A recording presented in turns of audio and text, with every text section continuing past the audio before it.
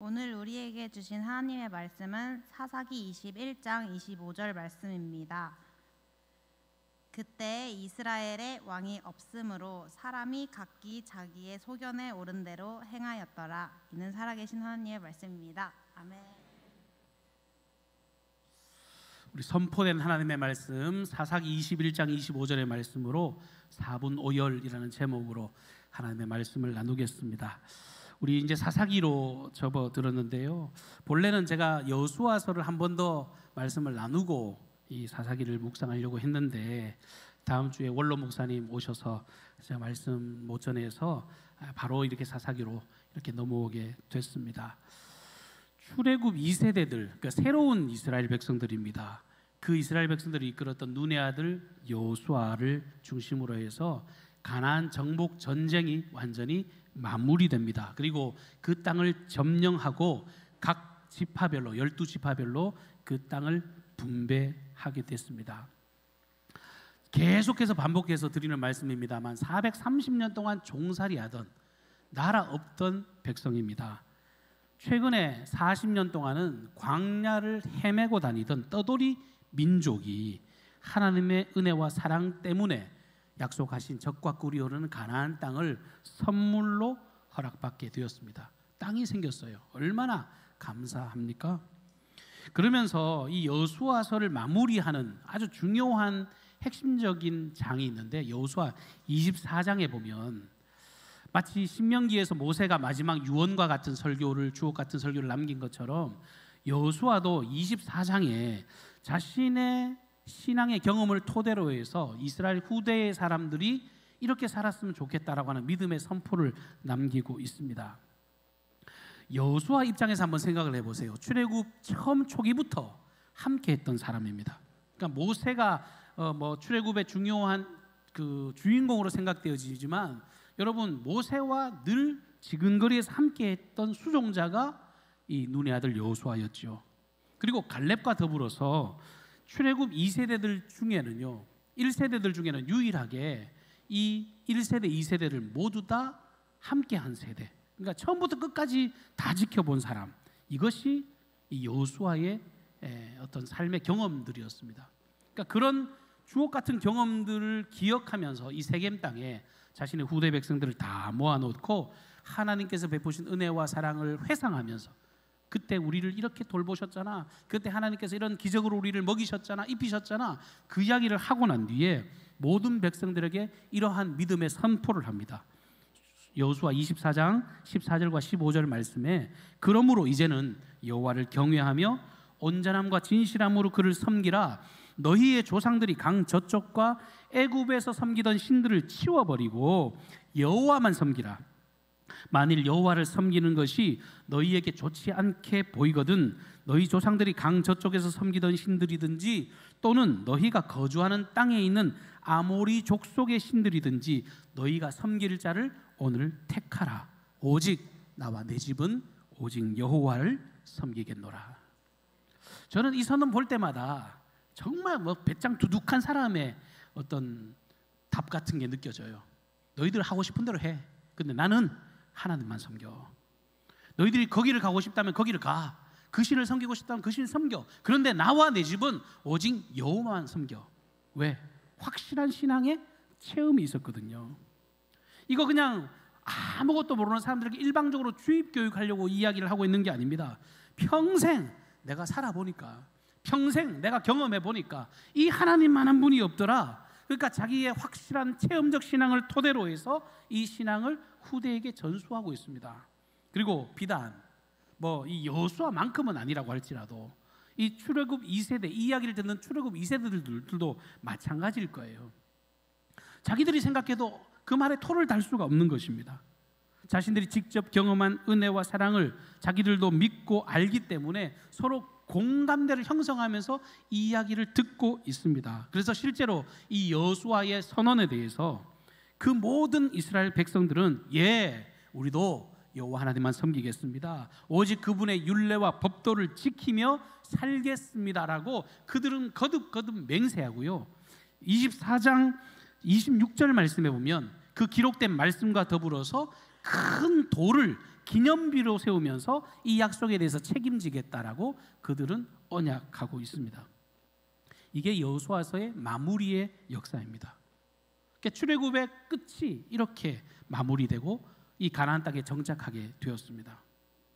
그런데 조금 아쉬운 것이요, 여호수아서는 이렇게 해피엔딩으로 끝나는 게 아니라 뭔가 좀 어두운 복선이 깔려져 있습니다. 여호수아 24장 31절 말씀에 보면 이스라엘이 여호수아가 사는 날 동안과 여호수아 뒤에 생존한 장로들 곧 여호와께서 이스라엘을 위하여 행하신 모든 일을 아는 자들이 사는 날 동안 여호와를 섬겼더라.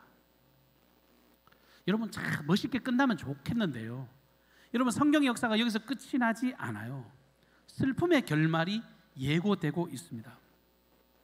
구원의 역사를 직접 경험한 그 찐 세대들, 그러나 말로 들어서 아는 세대들, 간접적으로 경험한 세대들, 이 세대의 차이들이 얼마나 극명하게 드러나고 나타나는가를 잘 보여줍니다. 실제로 이제 사사기서로 들어오면요, 이스라엘은 타락의 일로를 걷게 되죠. 사사기라고 하는 이 성경은요, 여호수아가 죽고 난 이후부터 왕정 체제가 시작되어지기 전까지 약 350년간의 기간 동안의 대혼란기를 다루고 있는 성경입니다. 이 사사라고 하는 말이 우리에게는 좀 낯선 단어입니다만 히브리의 원문에 이 쇼페팀이라고 하는 단어는 전쟁을 수행할 때 최선봉에서는 군대 지도자 혹은 어떤 사법권을 가져서 재판을 하는 재판관, 판관, 이렇게 번역을 될 수 있는 단어가 사사라고 하는 단어입니다. 여러분, 이 사람들은 어떤 적법한 절차에 의해서 어떤 왕이 그 아들에게 물려지는 어떤 세습을 통해서 이렇게 사사가 된 것이 아니라 이 사사 시대는 엄청나게 뒤죽박죽 혼란한 시대였거든요. 그 혼란한 시대에서 하나님께서 직접 지명해서 그들을 구원하기 위해 세우셨던 사람들이 사사였습니다. 여러분, 이 사사기를 이야기하기 이전에 우리가 기억해야 될 것이 있어요. 창세기부터 지금 오늘 여호수아서를 지나고 사사기까지 올 때까지요, 하나님의 말씀을 통해서 우리들이 경험하고 우리들이 새기고 우리들이 기억하고 있는 중요한 어떤 단어들이 있을 것입니다.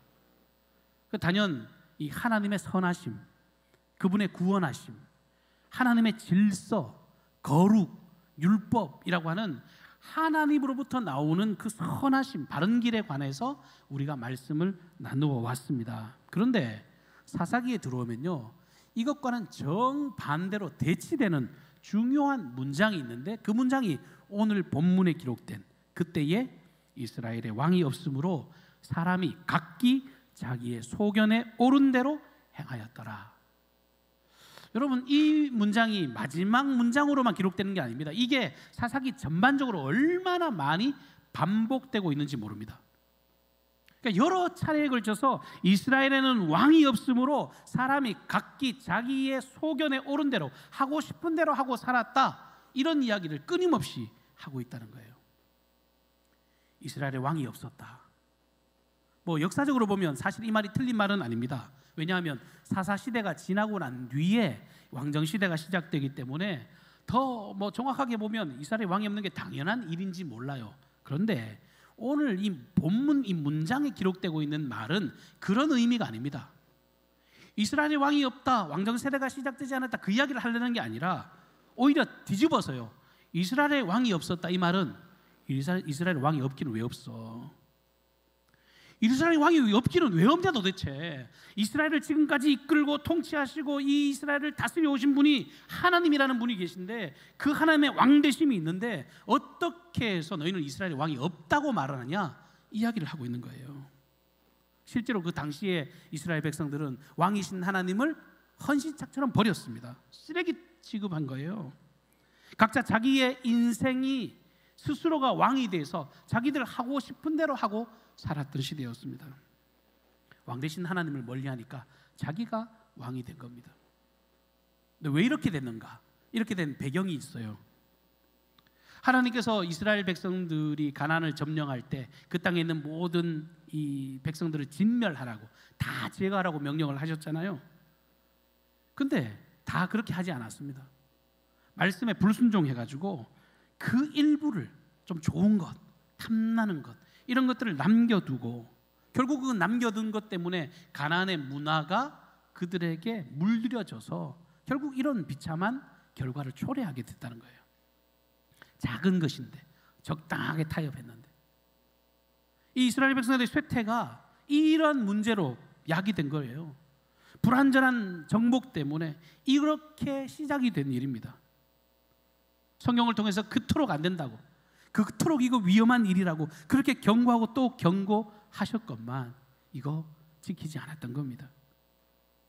우리가 지난주일에도 말씀을 나눈 것처럼요, 한 사람, 이 아간이라고 하는 한 사람의 범죄로 인해서 그 집안만 망한 게 아니잖아요. 이스라엘 공동체 전체가 나락으로 떨어진 것을 시청과 교제로 보여주시면서 완전히 진멸하는 것이 중요하다라고 말씀해 주셨는데 적당하게 남겨두니까 세월이 지나고 거기다가 하나님의 은혜까지 망각해 버리니까 그들이 적당하게 죄와 타협해 버린 것입니다. 근데 말이 쉬워 타협이지요. 그게 자기들이 생각에 너무 좋은 일이에요. 왜? 가나안의 문화를 받아들이고 보니까 너무 좋아요. 쾌락을 즐기죠. 향락을 즐기죠. 이 가나안, 이 풍요를 가져다 주는 그 우상을 숭배하는 그건요, 자기의 쾌락을 추구하도록 만드는 신입니다. 하나님을 떠나고 이 바알과 손을 잡았던 그들은 자신의 만족과 자신의 쾌락, 그 즐거움에 빠지게 되었습니다. 여러분, 자기를 막 중심으로 살면요, 남이 안 보이게 마련이거든요. 나 중심으로 살아가는 사람들은 세상이 어떻게 돌아가는지 관심이 없습니다. 결국에는 이 공동체와 타인을 향한 이 하나님의 사랑, 질서, 하나님의 선한 가치는 온데간든지 사라지고 오로지 나만 바라봐, 나만 바라봐, 나만 바라봐, 나만 좋으면 돼, 그런 이기적인 세상으로 변질되어 가더라는 것입니다. 오늘날도 마찬가지입니다. 법과 원칙 수없이 많이 들어오지만 여러분들 이 나라, 지금 우리가 처하고 있는 세상이 여러분 법과 원칙이 존재하는 것 같으세요? 법과 원칙이 깨지면요, 각자의 목소리가 커지는 겁니다. 개인의 자유, 인권 엄청나게 많이 강조하지만 여러분, 뭐 동성애와 같은 그 동성애뿐만 아니라 성적 타락이 엄청 심각한 시대를 살아가고 있거든요. 근데 그런 일을 버젓이 행하면서 인권이라고 대충 포장을 시켜버리죠. 그러면서 정작 공동체의 인권, 나라의 인권, 온 세상의 인권은 상관이 없이 그저 나 한 사람을 위해서 그렇게 살아가는 이기적인 사회가 되어버린다는 거예요. 하나님의 창조의 질서, 하나님의 그 섭리, 그 질서가 깨어지니까 마치 천지 창조 이전에 온 세상이 땅이 혼돈하고 공허하고 흑암이 깊음 위에 있었던 것처럼 모든 것이 다 뒤죽박죽 엉망진창이 되어버리는 것입니다. 성경은 이 원인을 이스라엘의 왕이 없기 때문에 벌어진 일이라고 그렇게 진단하고 계십니다. 이스라엘의 왕이 없으니까요, 종교적으로 타락합니다. 윤리적으로, 도덕적으로 완전 무정부 상태에 빠지는 대혼란기를 겪게 되고 있습니다. 우리나라도 흔히 막 무질서한 이야기를 막 하다가 사람들이 우스갯소리를 하는 말이 있잖아요. 야, 뭐야, 지금이 뭐 자유당 시대냐? 이런 이야기를 어른들 하는 이야기를 많이 들어본 적이 있습니다. 여러분, 자유당 시대냐 이 말이 뭡니까? 해방 이후에 그 혼란을 틈타가지고 그때는 정치에 노골적으로 깡패들이 개입을 했잖아요. 정치 깡패 이정재 유명하잖아요. 여러분, 힘 있는 사람이 장땡이에요. 세력을 동원하고 사람을 동원하면 장땡입니다. 뭐가 옳은지 그런지 상관이 없습니다. 부정선거, 그때는요 지금 나오는 그런 이야기와 달라요. 통을 그냥 통째로 바꿔버리는 그런 무질서한 시대를 우리가 역사로 기억하고 있습니다. 지금 사사시대는 그것과 비교가 되지 않을 만큼 이스라엘의 왕이 없으므로 그런 엄청난 혼란의 시대를 야기하고 있습니다. 그러면 이 말을 정면으로 뒤집어 버리면 어떤 이야기가 됩니까? 이스라엘의 왕이 없다는 말은요, 이스라엘에 진짜 간절히 왕이 필요하다는 이야기 아닙니까? 너희들이 살기 위해서 진짜 해야 될 일은 뭐냐면 이스라엘의 왕이 필요해. 왕이 계셔야 된다고. 그 왕이신 하나님이 우리의 중심에 와 계셔야 우리가 산다라는 이야기를 하고 있는 것입니다. 이게 비단 이스라엘 백성들만의 문제가 아니라 오늘 예배하는 저와 여러분들, 우리의 세대, 우리의 다음 세대, 모든 인류, 이 땅에 존재하는 모든 사람들이 기억하고 받아들여야 될 마음이 하나님이 내 왕이시다라고 하는 그 고백이라는 거예요. 사사시대의 혼란과 이 시대의 부패상은요, 왕이신 하나님을 저버렸기 때문에 그렇습니다. 여러분 잘 아시는 것처럼 이 사사기의 패턴이 있잖아요. 아주 분명한 패턴이 반복이 되는데, 이스라엘 백성들이 하나님이 어딨어? 라고 하면서 하나님을 향해 오만 죄를 다 짓습니다. 악한 범죄를 서슴지 않습니다. 그럼 우리 하나님은 선하신 분이라고 하지만 그 선은요, 악을 행하지 않을 때 이야기인 거예요. 거룩이라고 하는 말은 악을 배제했을 때 거룩이라는 게 나오잖아요. 그러니까 하나님은 반드시 그 죄에 대해서 심판하십니다. 징계하십니다. 진노하십니다. 그러니까 하나님이 그 죄악을 진멸하시기 위해서 때로는 이방의 나라를 쓰기도 하고, 때로는 내부적인 문제를, 고통을 주시기도 하시죠. 그러면 이스라엘 백성들이 어떻게 해요? 그 압제와 고통 속에서 살려주십시오, 우리가 잘못했습니다, 우리를 용서해 주십시오, 하나님 우리 회개합니다. 그러면 하나님이 그들의 회개와 그들의 간구를 들으시고, 그 음성을 들으시고 이스라엘에 이 구원자 사사를 보내서 이스라엘 백성들을 회복시켜 주십니다. 여기까지면 얼마나 좋겠어요. 그런데 이스라엘 백성들은요, 또다시 그 구원의 은혜를 까마득히 잊어버립니다. 망각의 그 상태로 접어들어 버려요. 그러면 은혜를 잊어버리면 필시 또다시 죄가 스물스물 올라오는 거죠. 이런 패턴이 여러 번 반복적으로 계속해서 언급되고 있어요. 사사기를 보면 답답하다고 싶을 만큼. 근데 무엇보다 더 심각한 것은 이렇게 타락의 양상이, 이런 죄악의 양상이 가면 갈수록 더 커져요. 그 죄악의 모습이 더 심각해지고 정말 어처구니 없을 만큼 사회가 혼란스럽게 변화되어 간다는 겁니다. 그럼에도 불구하고 하나님은 매번 그때마다 당신을 찾고 부르짖고 이 왕이신 하나님을 갈구하는 그들에게 이스라엘의 사사를 보내주셔서 그 백성을 압제로부터 구원해 내십니다. 3장 7절 이하에 보면 메소포타미아의 왕 구산 리사다임의 압제에서 이스라엘을 구원한 첫 번째 사사인 이 온니엘을 시작으로 해서 이 왼손잡이, 이 모압의 압제 속에서 에글론 왕을 그 왼손으로 칼로 찔러 죽인, 그리고 태평성대를 80년간 지속시켰던 에웃에 관한 이야기도 연결되어집니다. 소모는 막대기로 블레셋 사람 600명을 죽인 삼갈의 이야기, 그리고 4장 이후에는 여자 사사 드모라 그의 이야기, 그리고 6장 이하에는 기드온과 같은, 기드온의 300용사 잘 아시잖아요. 그 기드온의 활약도 기록되어 있습니다. 10장 이후에는 암몬의 압제로부터 입다, 입산, 엘론, 압돈이라고 하는 사람의 이야기도 짧게지만 기록이 되고 있습니다. 그리고 마지막 사사 삼손과 들릴라로 유명한 그 삼손이 역사에 등장하게 됩니다. 사사기를 보면 재밌어요. 무슨 영웅당 같은 이야기들이 펼쳐져 있습니다. 야, 이 사사는 너무 멋진 일을 행했구나, 이 사사는 너무 멋지게 이겼구나. 근데 여러분 착각하면 안 돼요. 우리들 성경을 보면서요, 그 사사 한 사람 한 사람을 구원자로 보고 그 사람을 무슨 영웅으로 취급해서는 안 된다는 거예요. 사사기를 통해서 말씀하고 싶은 핵심이 뭡니까? 이스라엘의 진짜 왕이 누구냐? 이스라엘의 진짜 영웅이 누구냐? 이스라엘 진짜 구원하시는 분이 누구냐? 너희들이 유일하게 바라보고 의지해야 될 그분은 살아계신 하나님 한 분밖에 없다는 사실이에요. 물고기가 물을 떠나면 살 수 없는 것처럼 너희들이 하나님을 떠나면 이런 진토 같은 상황을 경험하니까 제발 하나님 중심으로 모이라 라고 명령을 하고 계십니다.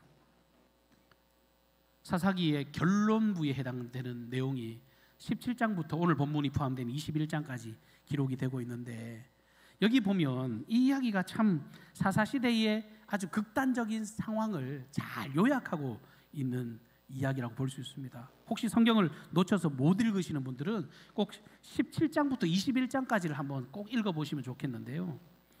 여러분, 이스라엘은 하나님이 통치하시는 신정국가입니다. 그런데 17장 이하에 보면 이들의 종교적인 타락상, 하나님을 떠나고 하나님을 배척한 일들이 얼마나 추악한지, 종교적으로 얼마나 무너져 있는지를 잘 기록하고 있습니다.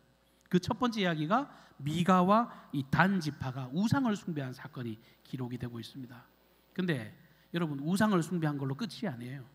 우상을 숭배하면 그게 종교적인 문제로 딱 끝나는 것이 아니라 그들의 생활에, 그들의 사회의 실제적인 생활에 어려움을 주고 그것이 밀접한 연관성이 있는데, 그게 도덕적으로 윤리적으로 타락한 모습으로 드러나고 있다라고 하는 겁니다. 그게 19장 이후의 이야기인데요.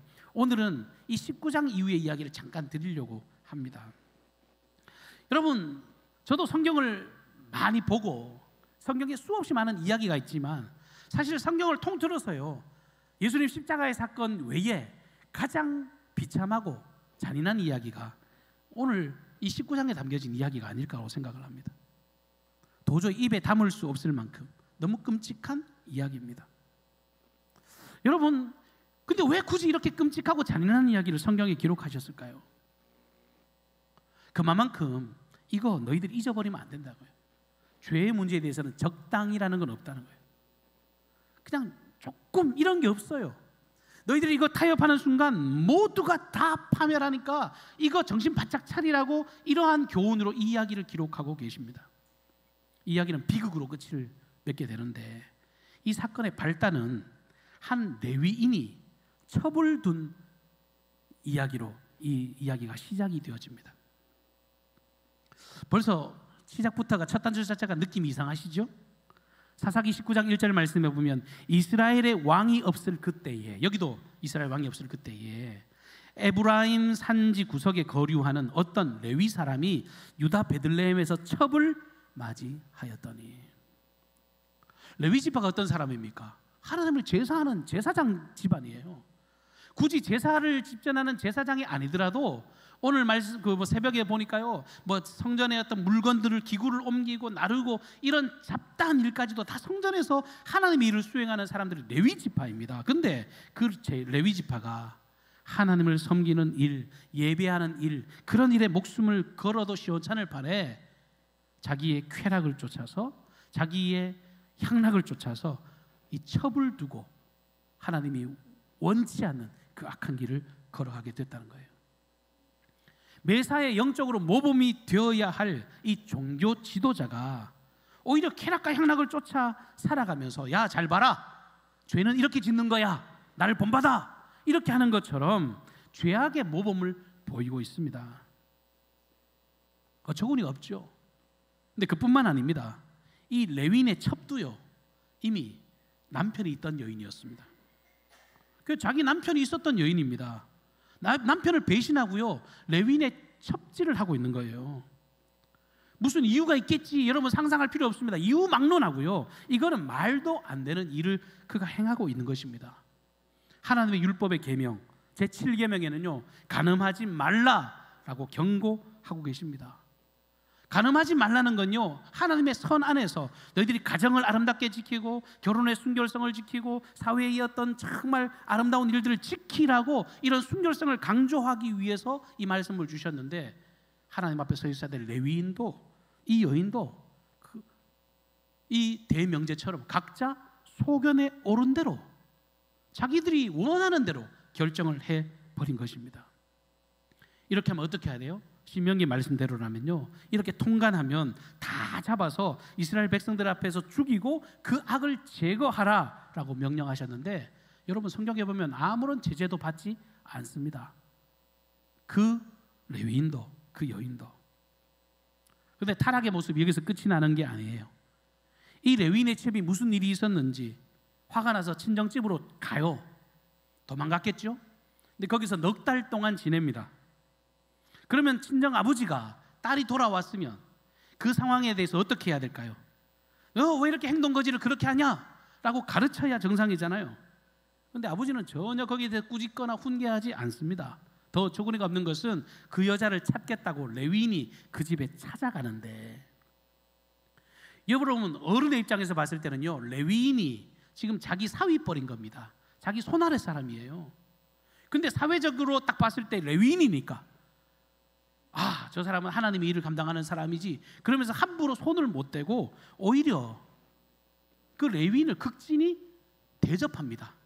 근데 이게 순리적으로 대접하는 게 아니라 혹시라도 내 딸 잡아서 어떻게 할까봐, 내 딸이 해코지 당할까봐, 그런 눈치 보면서 그 사위된 레위인의 마음을 돌려놓기 위해서 온갖 비유를 맞추고 접대하는 그런 모습을 보여주고 있습니다. 바른 길을 지도하고 가르쳐야 될 소위 시대의 어른으로서의 면모가 아니라 명백히 죄가 드러났는데도 불구하고 그저 내 식구 감싸기, 내 식구 챙기기, 그런 것에 급급하는 아주 타락상을 보여주고 있습니다. 그냥 갈라는 거 하루도 붙잡고 하루도 붙잡고, 그 마음에 정말 내 딸에 대한 어떤 그런 그 잘못된 그 사랑의 마음을 가지고 몇 날 며칠을 붙잡고 있다가 결국은 닷새 만에 그 집에 더 있으라고 하는 만류를 뿌리치고 그 레위인과 그 레위인의 첩은 나오게 됩니다. 함께 길을 가다가 여부수 지방에 이르렀는데 거기에서 해가 저물었으니까 묵고 갑시다 종이 이야기를 하는데 그때 그래도 하는 말이 있어요. 여기는 이방 땅 아니냐, 이방 땅에서 우리가 머물다가 해코지 당할 수 있으니까 조금 더 가자, 가가지고 우리가 기브아에서 우리가 머물자. 거기는 베냐민 지파, 우리 같은 동족이니까 거기서는 평안하게 쉴 수 있을 것이다. 그러고 간 거예요. 그래서 기브아에서 한 노인을 만나고 그 노인의 선처로 인해서 그들은 정말 쉴 곳과 그리고 나귀도 돌보고 이렇게 평안하게 쉴 수 있는 길이 열렸는데, 여러분, 레위인이 믿는 도끼에 발등 찍힌 거예요. 그 성읍 내에서 불량배들이 갑자기 쳐들어 들어옵니다. 성경을 보시면요, 이 낯선 사람이 들어왔다라는 소식으로 술 한잔 거치려고 들어오는 게 아니에요. 그 사람들은요, 이미 온갖 성적으로 타락하고 무너진 어떤 분위기와 이 가나안의 문화에 쩌들어 있었기 때문에 그 낯선 사람들이 자기 성내에 들어왔다는 소식을 듣고 그들을 성적의 탐욕의 대상으로 생각을 하면서 그들을 끌어내라, 우리가 그들과 관계하겠다고 강력하게 요구하는 그런 불량한 사람들이었습니다. 너무 완력이 거칠고 힘드니까 결국은 이 노인이 죽을 게 두려워서 자신의 딸을 내줍니다. 그리고 이 레위인의 첩도 그 불량자들에게 내어줍니다. 밤새 욕보입니다. 소위 윤간이잖아요. 입에 담지 못할 그런 수욕을 당합니다. 밤새도록 수욕을 당하고, 성경에 보면요, 이 여인이 이 문지방에 손이 놓인 채 죽었다, 이렇게 기록하고 있습니다. 성경을 읽으면 상상도 하기 싫어요. 얼마나 살기 위해 몸부림을 쳤을지 잘 보여주는 장면이 문지방에 손이 놓인 채 죽었다라고 하는 그 문장입니다. 근데 여러분, 여기서 끝이 아닙니다. 이렇게 아침에 눈 떠서 갔을 때 자기 첩이 죽어 있으면요, 그때라도 돌이켜 회개해야 될 것 아닙니까? 근데 이 일을 경험한 이 사실, 여러분 생각만 해도 자기 살자고 첩을 내줄 때는 언제고, 이제 이런 끔찍한 일을 경험했으니까 이제 회개하고 돌이켜 정말 지금이라도 정신을 차려야 될 상황인데, 그러기는커녕 이 레위인이 뭘 하느냐 하면 그 여인의 시체를 토막을 냅니다. 토막을 냅니다. 그것도 12덩이로 토막을 내서 이스라엘 각 지파에 그 시체를 보내버려요. 왜? 함께 분노하라는 거예요. 분노. 이거 이간질을 위한 도구로 사용하고 있는 겁니다. 민족 전체를 분노하게 만들려고 이런 해괴망측한 기괴한 일, 이 잔인한 행동을 서슴없이 행하고 있습니다. 레위인으로서 하나님을 경외하고 두려워하는 마음, 소위 영적인 양심, 일말의 양심이라도 남아있었다면 하나님을 찾고 회개하고 내게 이런 어려움이 있었던 환난의 의미를 되새기고 기억해야지 마땅한데, 이 레위인은 자기 죄는 하나도 안 보여요. 자기가 뭘 잘못했는지는 전혀 보이지 않아요. 오히려 자기가 분한 것만 생각하고 이것을 갚기 위해서, 이 악행을 알리기 위해서, 정죄하기 위해서 자기 첩의 시신을 12토막을 낼 정도로 이 사람은 미쳐 날뛰고 있었습니다. 이처럼 이기심과 무책임함, 불경건의 끝은 한없이 비참한 거예요. 이렇게 부끄러움을 모르고 염치 없는 이 모든 일들이 이스라엘 전체를 어지럽게 만듭니다. 이후에 이스라엘 결국은 12지파의 총회가 소집이 되죠. 그 안에서 뭐가 잘됐느냐 잘못됐느냐 문제를 찾다가 그 안에 선동하는 사람들의 말에 의해서 결국은 기브아 사람, 이 베냐민 지파가 문제다, 그렇게 해서요 내전이 일어납니다. 전쟁하게 됩니다. 그래서 결국은 동족 상잔의 비극으로 이 이스라엘 사회가 정말 크나큰 아픔으로 이 이야기는 마무리되고 있습니다. 거기에 대한 결론이 이스라엘에 왕이 없으므로 각기 소견에 옳은 대로 행하였다. 여러분, 사사기가 우리에게 말씀하고 있는 바는 왕을 찾으라는 거예요. 우리 인생에 가장 중요한 게 뭐냐? 절대적으로 왕이 필요하다는 겁니다. 잠언 29장 18절 말씀에 묵시가 없으면 백성이 방자히 행하거니와 율법을 지키는 자는 복이 있느니라. 내 생각 여러분 의지하지 마세요. 내 판단 의지하지 마세요. 우리 인생에게 바른 가치와 질서를 지키게 하는 힘은 오직 하나님을 경외하고 그 하나님의 선한 질서 안에서 우리가 걸어갈 때 우리가 소위 사람답게 살아갈 수 있습니다. 그래서 하나님의 말씀이 우리에게 주어져 있는 거예요. 디모데후서 3장 16절 이하의 말씀에 보면 오직 성경은 하나님의 감동으로 된 것으로 교훈과 책망과 바르게 함과 의로 교육하기에 유익하니 이는 하나님의 사람으로 온전하게 하며 모든 선한 일을 행할 능력을 갖추게 하려 함이니라. 신앙생활 하시지만 여러분 늘 하나님이 우리에게 있기 전에 정말 기쁘고 좋은 달콤한 소리만 하십니까? 그렇지 않아요. 진짜 듣기 싫은 소리가 성경에 얼마나 많은지 몰라요. 진짜 귀찮고 불편하고 나를 힘들게 하는 잔소리들이 성경에 얼마나 많은지 몰라요. 근데 그 말씀 들어야 산다고요. 그 말씀 안에 거야 우리가 바른 길을 갈 수 있다고요. 예를 들어서 여러분 독약이 있는데 그 독약이 독약병에 담겨 있는 게 아니라 시커먼 콜라병에다 담겨져 있어요. 그러면 그 안에 담겨져 있는 것이 콜라가 아니라 독약인 걸 안다면 어떻게 해야 됩니까? 강력하게 경고하고 제재해야 마땅하죠. 아이가 와서 야 콜라다 하고 뛰쳐가면요 그 아이의 팔을 꺾어서라도 잡아채서라도 그것을 뺏어 던지드는 한이 있더라도 여러분 그것을 막아서는 게 정상입니다. 근데 겉으로 보기에 그럴싸하고 야 저거 마시면 가슴 뻥 뚫리겠지, 야 그 기분 내가 알지, 그러면서 그 말리는 사람의 말을 거부하고 뿌리치고 불신한다면 여러분 어떻게 되겠어요? 하나님을 떠난 인생이 이와 같습니다. 내 생각 앞세우고 내 경험을 앞세우고 내가 경험한 치를 모든 것들을 앞세운다면 결국은 하나님의 선함을 발로 차는 것이니까 불행과 파멸을 경험할 수밖에 없는 것입니다. 오늘 본문 말씀은요 사사기 전체를 통해서 4번이나 똑같이 마치 복사를 해놓은 것처럼 반복되는 명제입니다. 이스라엘의 왕이 없으므로 그들이 각기 자기의 소견에 옳은 대로 행하였더라. 이 말을 정면으로 뒤집어 보세요. 이스라엘의 왕이 계셨다면, 그들이 진짜 하나님을 왕으로 모셨다면 이런 실패는 경험하지 않았을 것입니다. 그들이 진정으로 하나님을 왕으로 인정했다면 이런 타락, 이런 세상의 분쟁, 이런 아픔들은 결단코 경험하지 않게 되었을 것입니다. 사순절 3번째 주간을 보내면서 여러분 예수 그리스도의 십자가가 뭡니까? 우리를 위해서 우리가 가진 모든 죄악을 도말하신 그 위대한 십자가의 사랑 아닙니까? 사랑이라고 그러니까 여러분 자꾸 우리 편에서는 은혜고 사랑인데요, 예수님 편에서는요 값을 모두 다 자기가 대신 죽으시면서 지불하신 죄값입니다. 내가 죽어야 될 그 죄값을 주님이 대신 치르셨습니다. 우리가 누려야 될 저주를 주님이 대신 지셨습니다. 그러면서 우리에게 생명을 주셨어요. 그래서 사랑이라고 말을 하는데 여러분 그 사랑에는 뭐가 따라요? 죄에 대한 완전한 도말이 따르는 겁니다. 십자가를 바라볼 때 자신의 죄가 보이지 않는다면 그 십자가의 사랑은 완성될 수가 없어요. 나는 죄인입니다, 나는 괴수입니다, 나는 주님의 은혜와 사랑이 아니고는 결단코 설 수 없습니다.